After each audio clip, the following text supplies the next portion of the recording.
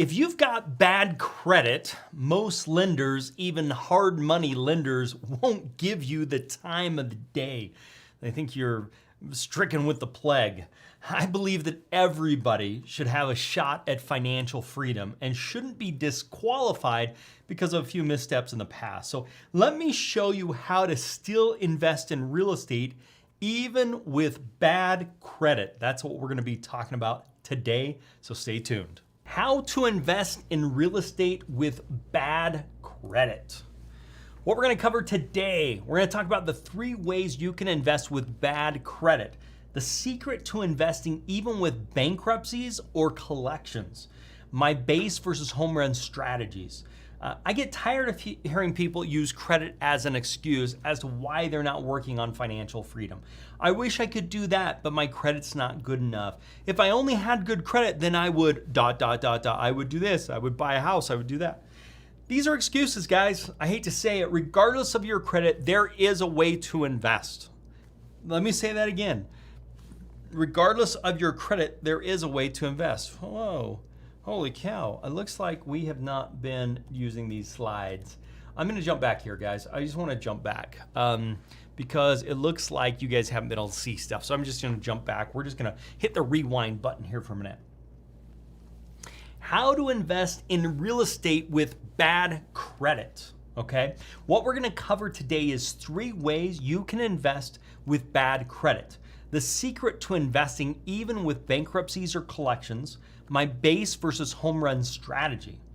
I get tired of hearing the excuse, I don't have great credit, and so I can't work on my financial freedom. I wish I could do that, but my credit is not good enough. If I only had good credit, then I would do ... These are excuses. These are excuses. Regardless of your credit, there is a way to invest, okay? Regardless of your credit, there is a way to invest. So let's talk about the difference between bad credit and horrible credit, okay? Bad credit versus horrible credit. We're gonna start with horrible credit, okay? Horrible credit is you're in a bankruptcy or you had a bankruptcy in the last 2 years. You have collections, you have judgments, you have charge-offs. That's what we're gonna classify as horrible credit. Let's talk about what each one of these are. Collections. Collections means you owed somebody money and you didn't pay them, and they're trying to collect that money. That stays on your credit report up to 7 years. This will have a negative effect on your credit score, and collections agencies can call and email and mail. Let's talk a little bit about judgments. Judgments is you owe the money. They have not been able to collect. They're more likely had you in collections. You're probably in collections before. They're going in front of a judge, in front of the courtroom, and the judge says, yes, you owe the money. That's the judgment. The judgment on your credit tells potential lenders that you can't be trusted to pay them back. It shows you owed somebody else the money and did not pay them. Judgments on your credit tells potential lenders you can't be trusted. So that is a big thing, guys. Let's talk a little bit about charge-offs. A lender has tried to collect. They were not able to collect. They write it off as bad debt. You're still legally obligated to pay that money, and many charge-offs are sold to another company for pennies on the dollar. If you have a charge-off for $5,000, that might have gotten sold for $500, and then that company is gonna come after you and try and recoup the money. If they can get more than $500, they made money. Bad credit, this is different. So that's horrible credit. And don't stay with me because I'm gonna talk about how you can invest in real estate even with horrible credit. So hang in there with me. But bad credit is gonna be different. So we talked about horrible credit, now we're talking about bad credit. Bad credit just means you have low credit scores.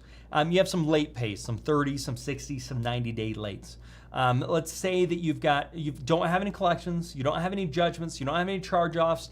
None of those things are on your credit report. So let's jump into this concept of what is hard money, because this is gonna be one of the solutions depending upon where you sit with bad credit. Hard money lending is lending on the hard asset rather than the soft assets. Let me explain. Hard assets is something tangible, like a car or a property or a house. Soft assets are different. This is your job history, your credit score, your income, your debt to income ratio. Those types of things are your soft assets. So most lenders lend on soft assets, okay? They basically say, do you have the ability to repay this property? What's your debt to income ratio? How long have you been on the job? Those are things that traditional lenders are going to be looking for. And the last thing that a traditional lender looks at is the value of the property. If the property appraises at what you're buying it for, you're good. If you're buying it for 150, it appraises for 150, you're good, because they're judging that loan based upon your ability to repay, based upon your soft assets, not based upon the value of the property itself. So if you're buying a house for $150,000 and then appraised for $150,000, you're good. Hard money lenders care a lot less about the soft assets as to what can happen, right? So this can get you a little bit better pricing, meaning pay less in loan fees, but there is a decision point to lend or not to lend, and hard money lenders are looking at loan to value, okay? So a hard money lender is simply saying, it is the amount they will lend versus what the property is really worth. So for example, most hard money lenders will lend 70% of the property value. So if that property is going to be worth $100,000, they're going to lend $70,000. Whereas if you went to a traditional bank and the property value is $100,000, they would lend you like $100,000 or $97,000, okay? So if the home is worth $150,000, a hard money lender would lend you $105,000. Now there is a question here, is it after repaired value or is it as is value? That's gonna be one of the questions you've got to check with your hard money lender. That makes a massive difference, by the way. Hard money lenders secured is getting repaid. Their security is in the value of the property, not in the individual. They're saying, is the property worth there? Is the value there? So the hard money would lend $105,000 if the property is worth $150,000. So if there's a problem, then they would be able to get their money back, that $105,000. So how can you get a property for $105,000 when it's worth $150,000? Well, this whole concept called value add, okay? Value add is you add value to the property, and the things you do more than increase the value of the property. This is also known as after repaired value, or ARV, if you've heard that acronym. So what is a home worth after it is repaired? That's what we're asking for. For security of the lender, they're going to hold the money. If your hard money lender is going to lend on the after repair value, they're going to want to hold that money in their repair funds. They're going to want to have contractor bids. They're going to do rehab draws as the work is done. They're going to want to have inspections on the property. Those are things that are going to need to happen. True hard money lenders will lend to you regardless of credit, with the exception of judgments, collections, charge-offs, those things that we consider to be horrible credit. So if you have bad credit, you can get a hard money loan. They can lend you the rehab and the purchase price if it's a good enough deal. If you can find that good enough deal, they can lend that. So this is why funding good deals is everything. And that gets me to the concept of these base hits versus these home runs. New investors get frustrated on why it's so hard to find good deals. Part of this comes down to credit. See, the better your credit is, the easier it is to do a deal. For example, if you had good credit, you could get credit card financing for $100,000, and then you could pay more for a property, and you could pay a higher price than other people because your hard money costs would be less. So you could pay a little bit more than other people. You have the cash to pay for that, and they can do base hit deals. Those are base hit deals, right? But if your credit's not so good, you have to work harder to find a great deal. You're going to see average deals get done by other people and say, why can't I do that? It takes a lot more work because you don't have that money that you can actually put into the deal.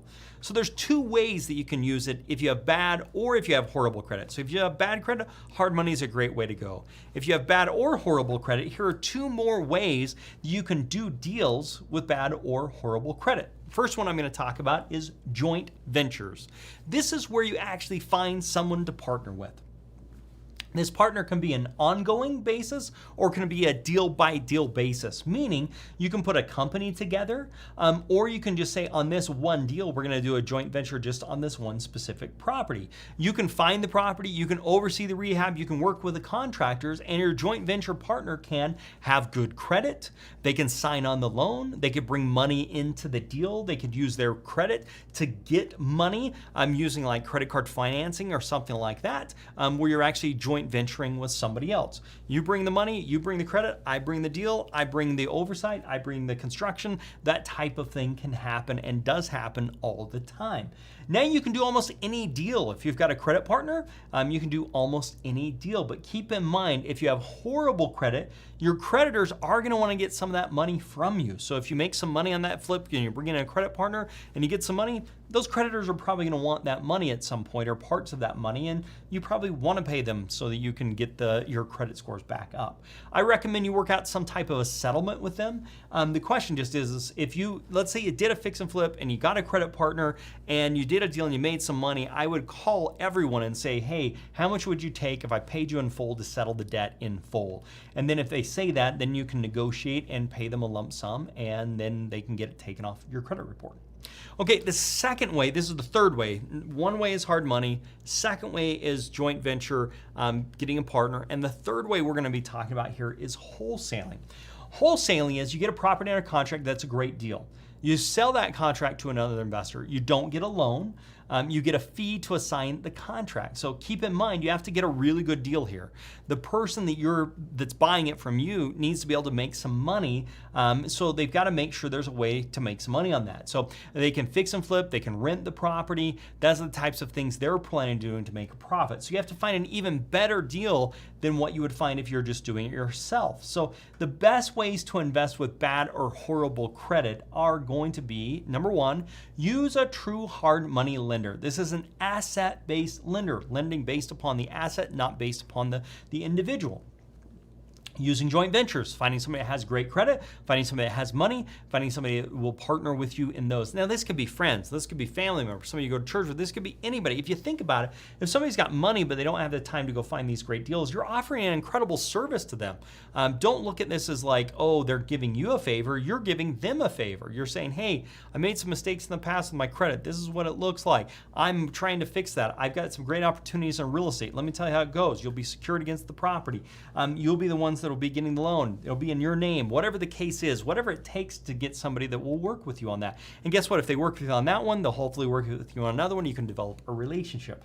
The third way is wholesaling, which is simply getting a property under contract and selling that contract to someone else for a fee. You can do that regardless of what your credit looks like. You just keep in mind that if you have that terrible credit, people are going to be coming after you wanting parts of that money, which would be great. Then you can work out a settlement with them so you can pay it in a lump sum and move on with your life and get that off your credit report. Guys, if you want help finding great deals, check out our Find Fund Flip system. Check us out at DoHardMoney.com/get started. We offer funding, courses, resources, calculators, software, and support.